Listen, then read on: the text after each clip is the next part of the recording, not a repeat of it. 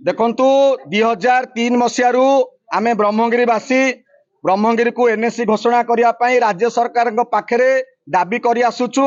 विभिन्न समय आंदोलन मध्य हेइची एवं आपण माने समस्ते जानिछंती, ओडिशावासी मध्य जानिछंती ओडिशा रे ब्रह्मगिरी स्थान होची स्वतंत्र एवं एनएससी घोषणा करने जो मानदंडर आवश्यकता अच्छी, जो भित्तिभूमिर आवश्यकता अच्छी, ब्रह्मगिरी ताकू सम्मत भाव में पूर्ण करुच्ची।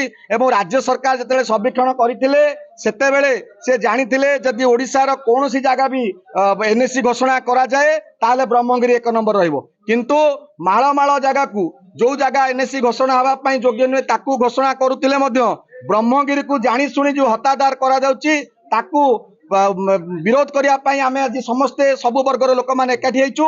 ब्रह्मगिरी माँ आज कांदुची, ब्रह्मगिरी माटी आज कांदुची, ब्रह्मगिरी युवक आज कांदुची, ब्रह्मगिरी खटिकिया मेहनती मनीष आज कांदुची। एउ जो निया लागिची ब्रह्मगिरी युवक मान भितर से आज आगे आसचंती एवं दाबी पत्र देइचंती माननीय मुख्यमंत्री को जदि 24 घंटा भितर ब्रह्मगिरी को एनएससी घोषणा करा न जाए ताहले ब्रह्मगिरी हजार हजार संख्यार युवक माने बाहरिबे, ब्रह्मगिरी को अचल कर दिया जिवो, ब्रह्मगिरी को ठप कर दिया जिवो एवं समस्त सरकारी कल को ठप कर दिया जिवो।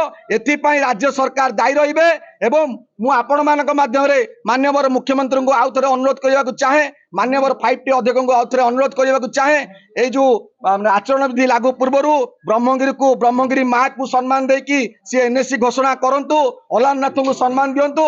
मु एतिकी आपण मान पाखरे निवेदन करबी जदि न हबो ताले ब्रह्मगिरी माटी रे निया जळिबो। ये होची लड़ुआ माटी, ये होची वीर माटी, ये बक्सी जगबंधुर माटी, ये माटी स्वाधीनता संग्राम आरंभ होइतिला। एठी जेतेबेले लड़ाई आरंभ हबो सेतेबेले सारा ओडिशा देखिबो, सारा भारत देखिबो ये लड़ाई को पर्यंत जाउची। जो पर्यंत एनएससी घोषणा न होइची ये आंदोलन रहिची एवं रहिबो। आपनकर ब्रह्मगिरीवासी जहाँ अभियोग रही आपनकर एनएससी जो अभियोग रही से अभियोग पत्र जहाँ दाखल कला आम पाखे आम सरकार पाखे उपस्थापन करदेबू।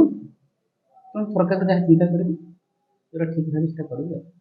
देखो सेमती तो किसी इन्स्ट्रक्शन नाला आम पाखे जेहेतु आपण मैंने हठात जेहेतु अभियोग आनी प्रशासन स्तर में आलोचना करके जहाँ पदक्षेप जहाँ आमर ऊपर अथॉरिटी जहाँ पदक्षेप नेबे ताही हम।